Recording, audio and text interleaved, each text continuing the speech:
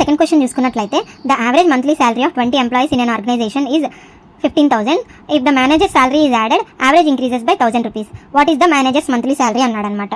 So ఇక్కడ చూసుకున్నట్లయితే 20 ఎంప్లాయీస్కి యావరేజ్ శాలరీ 15,000 అన్నప్పుడు టోటల్ 20 ఎంప్లాయీస్ శాలరీ ఏమవుతుంది? 20 ఇంటూ 15,000 కదా. సో ఇక్కడ ఏమొస్తుంది? ఇది అమౌంట్ 3 lakhs వస్తుంది అనమాట. అలాగే ఇక్కడ ఏమిచ్చాడు? 20 ఎంప్లాయీస్కి ఒక మేనేజర్ శాలరీ యాడ్ చేస్తే యావరేజ్ ఏమన్నాడు? ఉన్న యావరేజ్కి 1,000 రూపాయలు ఎక్కువ అవుతుంది అన్నాడు. ఎంత అవుతుంది? 16,000 అవుతుంది అనమాట. సో ఇక్కడ total 20 employees plus 1 manager salary ఏమవుతుంది? Total 21 members. సో ఇదంతా వాల్యూ ఏమవుతుంది మనకి? 3,36,000 అవుతుంది.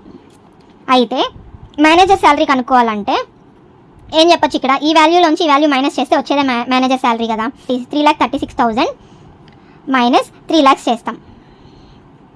సో మేనేజర్ శాలరీ మనకి ఇక్కడ 36,000 అనేది వస్తుంది అనమాట.